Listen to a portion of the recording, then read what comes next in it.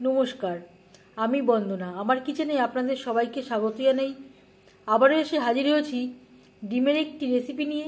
আজ আমি তৈরি করব ডিমের কালিয়া। সবার প্রথমে আমি ডিম সেদ্ধ করে নেব। ডিম সেদ্ধ করে নিয়ে ফিরে আসছি। ডিম আমি সেদ্ধ করে খোসা ছাড়িয়ে নিয়ে ফিরে আসলাম। তেল মশলা ঢোকার জন্য এইভাবে একটু চিড়ে নিয়েছি। ডিমের কালিয়া বা ডিমের কারি তৈরি করার জন্য সবার প্রথমে আমি ডিম ভেজে নেব। এর জন্য দিয়ে দিয়েছি 3 চামচ রিফাইন্ড অয়েল। এবার দিয়ে দেব সেদ্ধ করে রাখা ডিম।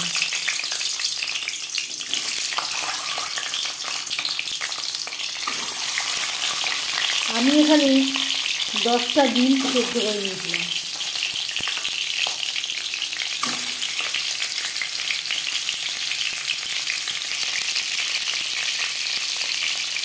আর লাগছে স্বাদ মতো লবণ, পরিমাণ মতো হলুদের গুঁড়ো।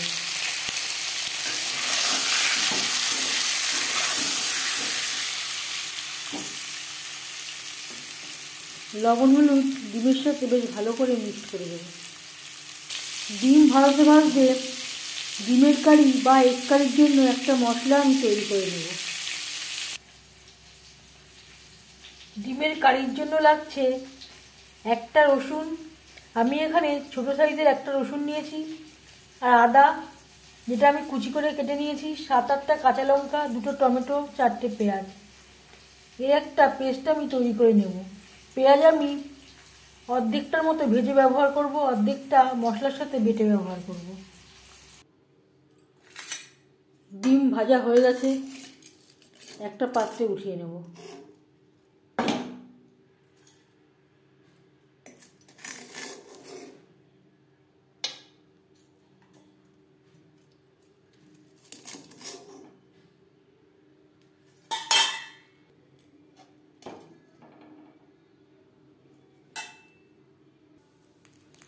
ডিম ভেজে নেওয়া তেলে দিয়ে দেবো পেঁয়াজ কুচি।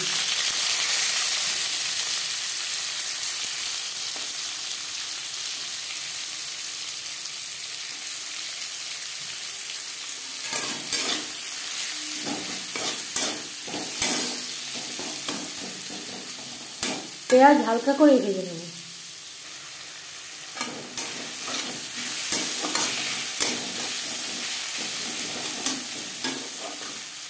দু 3 মিনিট নাড়াচাড়া করে নেওয়ার পর দিয়ে দেবো মশলার পেস্ট।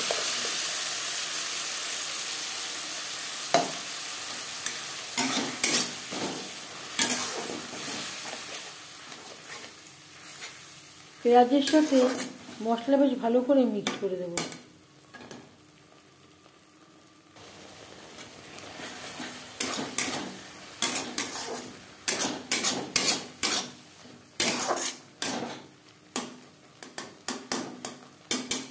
দু 3 মিনিট নাড়াচাড়া করে নেওয়ার পর দিয়ে দেব লবণ, হলুদ, জিরের গুঁড়ো।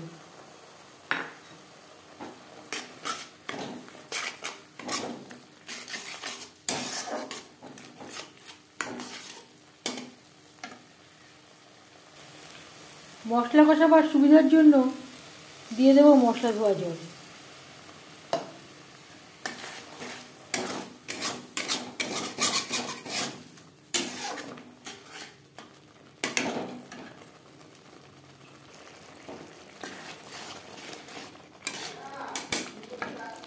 আর লাগছে আলু।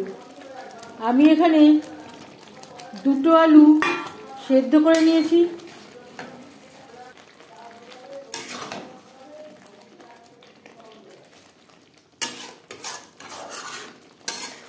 এখানে আমি 2টো আলু সেদ্ধ করে টুকরো করে কেটে নিয়ে অ্যাড করলাম।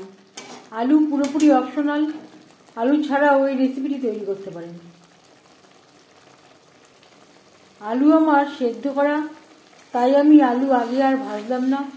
আপনারা চাইলে আলু আগে একবার ভেজে নিতে পারেন। আলু সেদ্ধ না করেও এই রেসিপিটি তৈরি করতে পারেন।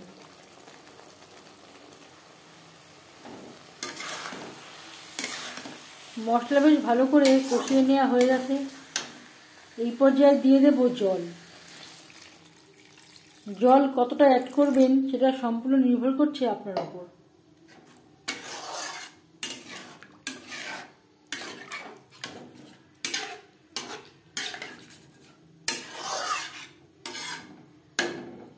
গ্রেভি ফুটে ওঠা পর্যন্ত অপেক্ষা করব।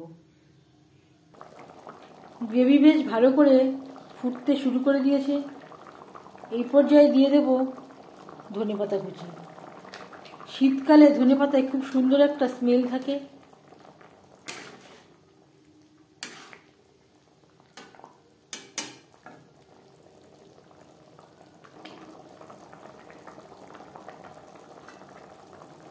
আর দিয়ে দেব ভেজে রাখা ডিম।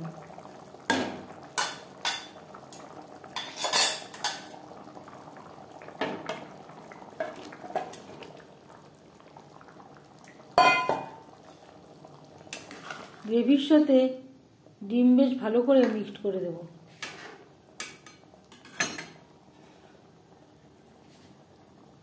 গ্রেভির সাথে ডিম আরও 2-3 মিনিট রান্না করব।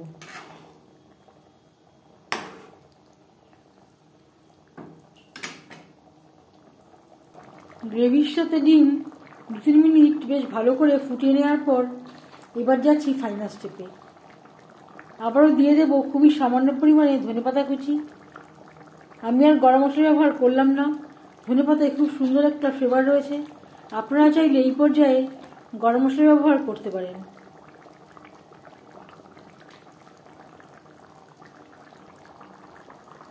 ডিমের কালিয়া বা এগ কারি রেডি। গ্যাসের ফ্লেমটা অফ করে দেব।